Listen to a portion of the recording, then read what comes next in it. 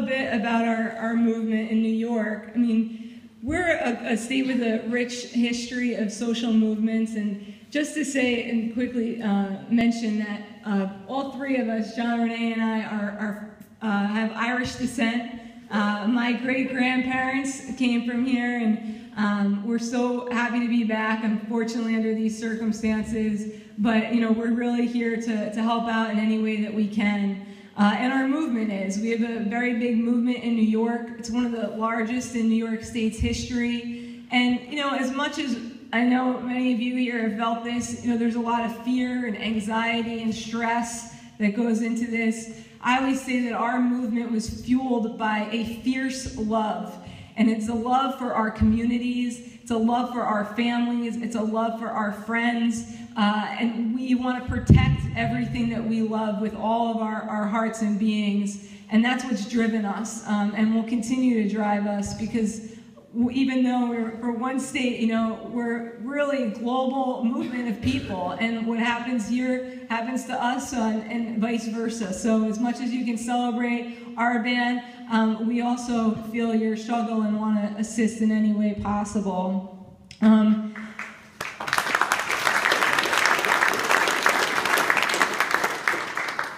I think that one of the key things that I want to touch upon, and my colleagues will also speak, is just the importance of the situation in Pennsylvania, which is definitely different here in Ireland, and also the UK and throughout Europe. I mean, literally, Pennsylvania is a half-hour drive from where they wanted to drill in New York, and it's a 3-hour drive from the biggest city, New York City, to northeast Pennsylvania. And many people went there, our elected officials, citizens groups, and notable personalities like the actor Mark Ruffalo. And going to Pennsylvania and seeing firsthand, talking to people firsthand as these massive trucks pass you, seeing the poisoned water, hearing about the kind of ill health impacts that people faced when their children and themselves didn't know that their water had initially been contaminated, and bathing in their skin, forming lesions, all the intestinal problems of drinking the water before they realized it was contaminated, throwing up, losing large clumps of their hair. I mean, it's a horrific situation, and when you hear from people and you hear their personal stories and, you know, the fear of people that have had their water contaminated, and it doesn't just always look like really brown and murky right off. A lot of times people in the States didn't realize that this was a new practice, that there were all these chemicals involved, and they were literally drinking the water for months or months on end without really putting it together that they were drinking bad water. And, you know, to the point where I remember one story from one of the people that we worked with in Dimock, Pennsylvania, and her daughter was 16, and she said to her parents, you know, I'm afraid that I will never be able to have a child because I drank this water. I mean, that's the kind of scary stories and sad stories that we would hear on a continual basis from just over the border. And it was when that reality hit everyone, I think that we really galvanized and made our movement even stronger. So in 2010, we were able to pass a moratorium through our state legislature and through our upper house of the state Senate, with a bipartisan support of both the Democrats and Republicans in a 49-9 vote. And that was a massive victory, and it was kind of almost the shot heard around the world of fracking. I mean, we heard from groups in South Africa and different parts of Europe and around the United States that victory of us passing the first moratorium and that kind of size and scale of the state legislature was very important. And since that time, we built our movement, and we were able to launch this great coalition in New York. And all of the different groups. I mean, two of the most important things I'll mention, I'll hand it over to my colleagues, are the importance of making this not just an environmental issue, that this is an issue that's going to impact everyone. So like I said, we had business owners, 1,000 business owners that signed on, and you know, we're continually communicating because we have a very rich upstate economy near the wineries of the Finger Lakes. We have an upstate growing economy of tourism, And those businesses got involved and they said, we don't want this. This is going to hurt our businesses.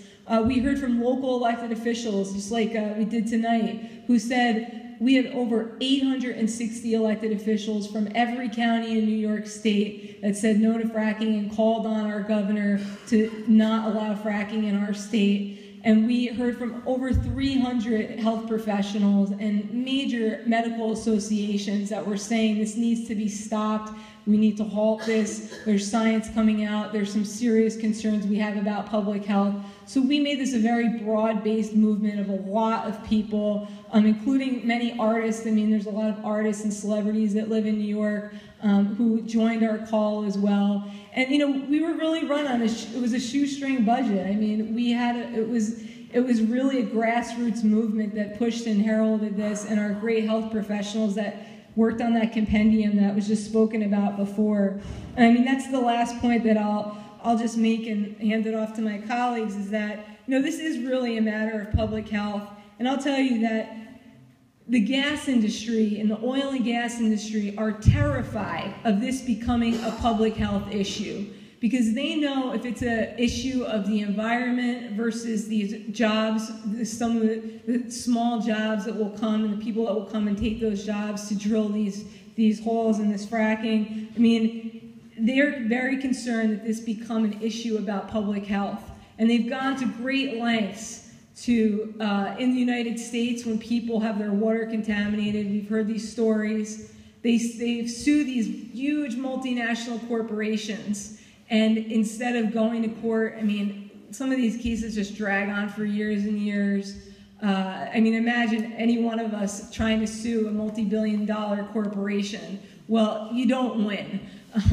And what happens is people are tired, they have medical problems, they have health problems, they just want to settle, they want to get out, they want to leave, and they want to get out of the situation, and they sign non-disclosure agreements, which means when they sign those legal agreements, they are never allowed to speak in private or in public ever again for the rest of their lives about what happened to them when fracking came and how they were poisoned. And that's very important to note, because we have no idea right now how many people across the United States have signed those non-disclosure agreements. And so there's an untold mass of people in the United States that have health problems that can't even speak out about it.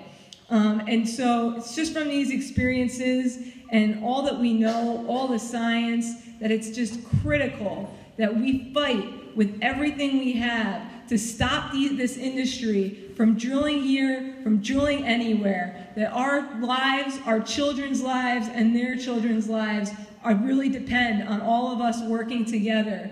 And we're here, and we hope and will work as hard as we can with you to make sure that there's not one fracked well in Ireland. Thank you.